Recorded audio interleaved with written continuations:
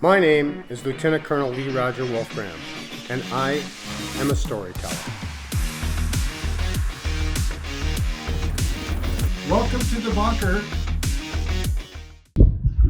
Hey everyone, welcome back to the Colonel channel. I thought I would give this a shot, seeing I'm down here at my office in Bangkok, and I thought I would go to Pattaya Beach, which is what you see behind me, and I thought I would try to do this, I guess my reaction, because I'm here and people may come here, and I may do some video here later. But today what we're talking about is we got some new stuff with P. Diddy, and it is, where is the beef? New legal docs seem to reveal what the feds have on Diddy, and I'm a little nervous. Sean Combs' defense team says they reviewed the tapes. Yes, the alleged sex tapes, and they claim it proves Combs is innocent of his criminal charges. So is there more, or were we all sold a bunch of load of crap? Were there actual tapes being shopped off to all places on, like she said on News Nation, or were all those people full of shit? Well, and right, so what they're talking about is, so the defense has gone through, apparently they've received the discovery, the defense has gone through it, and there are 9 videos that they claim are evidence of consent. It appears there might be a little lacking here. I just think this is a very sticky wicket that the prosecution gets themselves involved in when they make all these wild claims during bond hearings and all these things and these promises, and then all of a sudden the case starts to come out and it's not what they promised. And that hurts their case. It hurts their credibility. And I guarantee you there are potential jurors that are watching this. They want original, I guess, reproductions, copies of. But this is also going to be the debate and defense that we hear from Diddy's team, shaming Cassie and anybody else. Oh no, they knew what they were in for. They were consensual. Look how much she's enjoying herself. Get ready, because this is the ride we're about to go in a world where, you know, presidents have now fought back and said it's not a big deal, and we're in a new political climate now where, you know, they're going to make this argument, and we'll see what happens with it.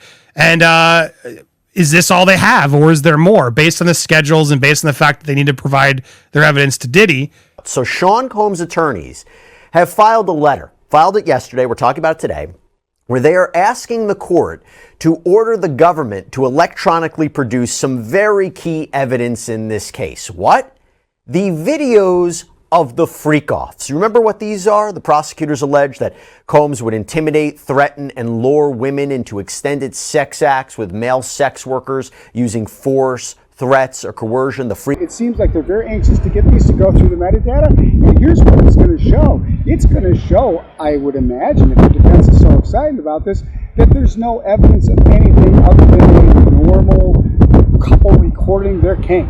Diddy's allowed to have a copy of these tapes. Every lawyer I'm speaking to says that's the truth. Otherwise, we risk a mistrial, because he has every right to go look at this evidence, make sure this evidence is correct, to have his own neutral experts, whatever people, go do it. And if they don't provide those, well, these tapes could all get thrown out. And as important as the freak off evidence is, this is alleging that this is all it is. 9 videos, all surrounding Cassie, no other celebrities, no substances, nothing. I just worry this is gonna be an uphill battle. If this is really all they had, I'm gonna be a little pissed. If the government has oversold this thing, it could collapse in the eyes of the jury. The defense is going on the offensive. They're going after the prosecution, calling them sexist and puritanical. My worry is, if this is really all that is of these freak-offs, is 9 videos of him and Cassie with some maybe ex-workers having some, you know, weird, freaky activities, I'm just worried. Is that going to be enough? Right in this letter, the premise that freak-offs are inherently dangerous shows that the government seeks to police non-conforming sexual activity, and that it assumes, despite all evidence to the contrary, that a woman's willing participation must have been coerced. And the defense also says that they reviewed photos that victim 1 allegedly sent to Sean Combs, and they say it appears to reflect, quote, entirely consensual sexual activity. He says very plainly, no secret cameras. So implying that these were hidden. So that's easy to prove. You can see the camera, where it's hidden. Are they being held? Is the camera in the hand? What's happening? So they're saying that's didn't happen. No minors. Now again, I guess that could be up for debate. They're going to claim they weren't. We'll have to find out they weren't. Maybe no celebrities. No celebrities involved. And that's a big one. So they know there's a tape of, let's think of a non-celebrity, Brad Pitt. There's a Brad Pitt tape, and now Diddy's lawyers telling the judge, there's no celebrities. I mean, come on. If there were celebrities in the tape, they wouldn't say there's no celebrities. So even just that one alone cancels out all the alleged tapes, that the celebrity freak-off tapes that Ariel was attempting to sell to News Nation. Where is that, Kim? Because sure, Diddy's lawyers could be lying, but you think they're going to lie that egregiously in this? This new filing revolves around 9 recordings of sex acts that are considered important evidence in this sex trafficking case being alleged against Diddy. And they're out there very carefully trying to push this out there that it's not secret. There's no inebriated people. There's no coercion. There's no celebrities. Now, again, you're right, Kim. They could be figuring out a way to lie. I would not put it past them. Wouldn't surprise me in the slightest. But if this is true, well then shit. His defense team is saying that all these videos show are consensual sexual activity between willing adults. Contrary to innumerable sensationalistic media reports, the videos do not depict sex parties. There are no secret cameras, no orgies, no other celebrities involved, no underground tunnels, no minors, and not so much as a hint of coercion or violence. Far from the government's lurid descriptions, the videos show adults having consensual sex, plain and simple. You don't see a lot of federal cases where it's a John who hired a prostitute and they're having sex with, someone they know or a girlfriend or a boyfriend, whatever it is. It's very unusual. So again, it's going to come down to the jury. Is the jury going to buy the fact that these feds are bringing a case? If they can't prove anything else and their case starts falling apart, is the jury going to say, well, he paid $2,000 for this guy to come to Miami and have sex with his girlfriend, and the girlfriend was a willing participant? That's to me, it's a hard sell. In a letter to the Manhattan federal court, the defense team writes, quote, the case is sexist because the government's theory perpetuates stereotypes of female victimhood and lack of agency. The prosecution reflects a paternalistic view that the government is here to protect women who cannot be trusted to make their own decisions about sex and are not capable of consenting to sex that prosecutors view as outside the norm. The video is to be turned over for additional investigation. Now, what the defense doesn't talk about is all the other evidence, which of course has to be considered in this. But this, video evidence is stuff people see. It goes straight into their brain, and it goes straight into a jury's brain. Okay, we've seen these 9 videotapes, and these 9 videotapes kind of back up what we've been saying the whole time, that it's consensual sex between adults. It's an interesting thing to say, because I think that the videotapes are going to show that Cassie probably was engaging with another individual. The videotapes are probably going to show that it wasn't a hidden camera, maybe that she was making faces or saying something to the camera that confirms that it wasn't a hidden camera or someone's talking on camera. All those different things definitely help his case. Having reviewed these videos, it is now abundantly clear that they confirm Mr. Combs' innocence and that their full exculpatory value cannot be investigated and used unless they are electronically produced. They're saying that these freak-offs are harmless, essentially. Harmless adult activities. If we take a look at this filing, they're writing that, like many Americans in the privacy of their own bedrooms, they sometimes film their sexual activity. And these videos show that the person alleged in the indictment to be victim 1 not only consented, but that she thoroughly enjoyed herself. But I feel like there has to be more in the tapes to show evidence of pressure or threats. Otherwise, the defense is the prosecution is basically saying, and correct me if I'm wrong if this doesn't sound right, she may look like a very active, willing participant, but don't believe what she's saying, what she's doing. Maybe that's the case, but you can see where it gets complicated. People record themselves all the time and use those recordings in a variety of ways. By no means do I think this is any good for the state, if it is the government, if it is exactly what they're saying that it is, if it depicts everything that they're saying, if the defense is right and it depicts these things. By no means is it good for the state. If this is true and the 9 videos really have no celebrities or no substances or no minors, well, then all those celebrity tapes everybody was alluding to, there was one about Bieber and others, this kind of confirms that was all bullshit.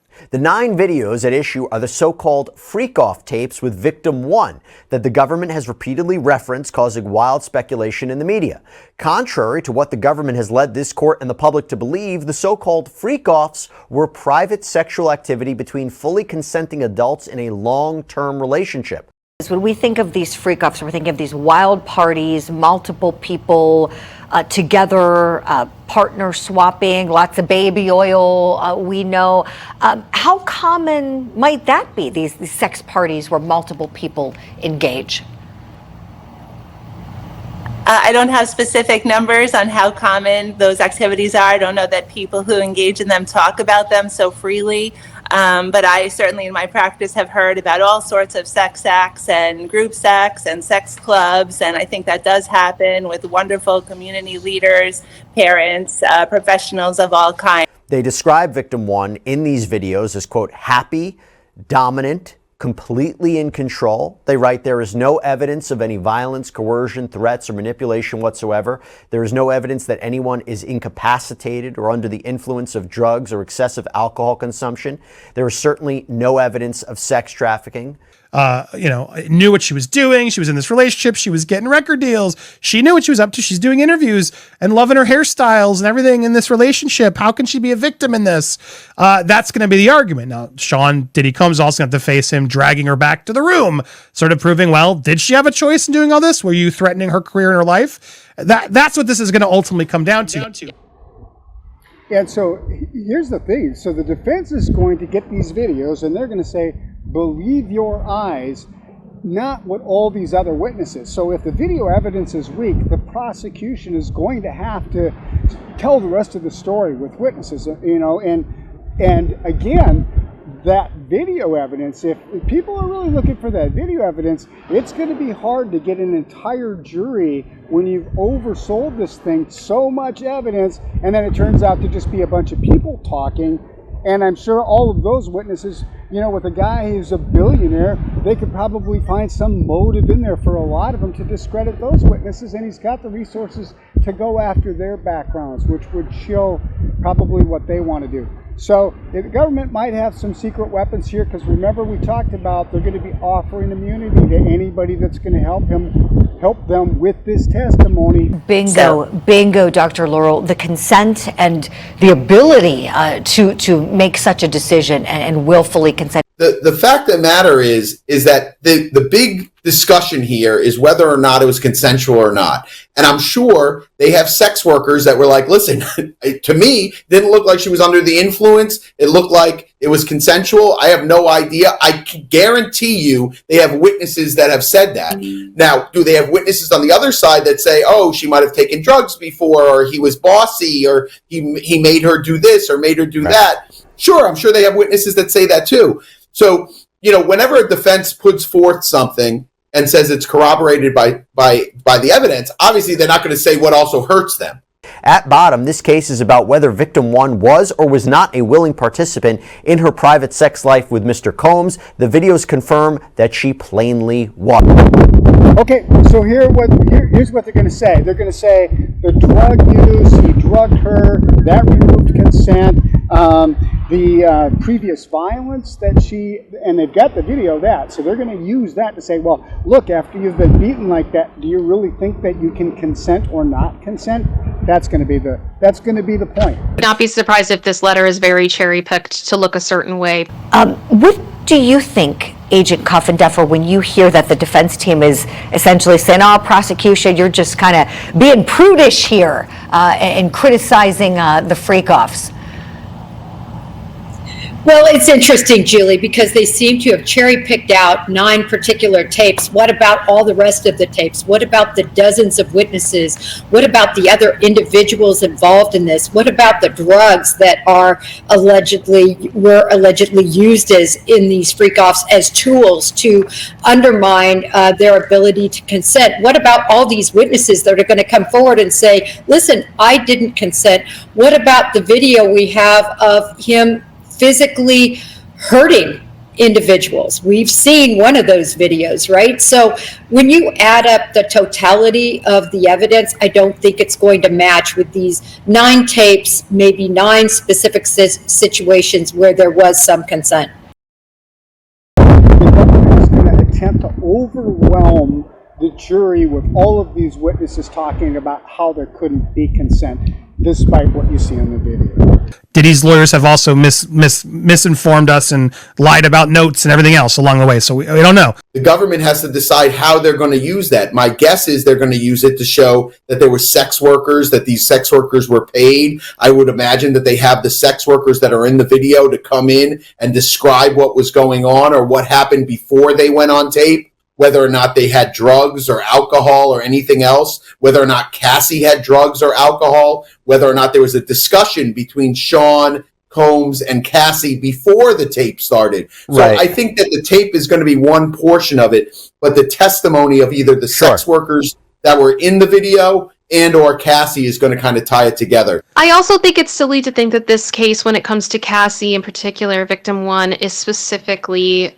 dependent upon the tapes, because we've had a lot of witnesses. We've got a lot of people who have publicly come out and said that they witnessed things happening to her. Varied sex acts to be sort of like equivalent to mint chocolate chip ice cream being sold at Haagen-Dazs. I may not get it, but I respect that it exists. The issue is about consent. Where the defense team is claiming that there's no evidence of any violence, any coercion, any threats or manipulation, no evidence that anybody is incapacitated or under the influence of drugs or excessive alcohol consumption. There's no evidence of sex trafficking, so they say. What do you think as you read that paragraph there, Agent Coffin-Daffer? Well, I think, again, they take a complete juxtaposition from the indictment that we've all read that is very specific to what happened, and it certainly does not mimic what they wrote there. So they may be cherry picking out of thousands and thousands and thousands of hours of tape a few instances where something was consensual that occurred between 2 individuals, but their big problem is the other 99% of what's on those tapes. Now, I've been cautious because I'm a defense lawyer from the beginning. I always said from the beginning, we've got to wait and see what the discovery is. And as the discovery is coming out so far, I'm not all that impressed. Like many Americans in the privacy of their own bedrooms, they sometimes filmed their sexual activity. These videos unambiguously show that the person alleged in the indictment to be victim 1 not only consented, but thoroughly enjoyed herself. Is it a smoking gun, as we say? No, probably not a smoking gun, because she's going to still say, listen, I was still under the control of Sean Combs. He was physically controlling me. He was mentally controlling me. That's going to be where she goes with this whole thing. And that's where that tape of violence comes in to show that, yeah, it might have looked like I was doing these things on video, that I was a willing participant. But in reality, I knew if I was not a willing participant, then something else would have happened to me physically or mentally. There's no evidence that anyone is incapacitated or under the influence of any substances or alcohol. And there is certainly no evidence of trafficking. Now, as Kim and I talked about, look, this is Diddy's lawyers talking, right, Kim? Yeah. The same one who said that he got his oil from Costco. And that his legal note was taken and it was written, had certain writing on it, and then it didn't, and there was a whole emergency hearing over it. There's been so much back and forth with these lawyers at points where they say something like they think it's a gotcha, and then we get a filing a couple days later and it's like, oh, that's not what that was.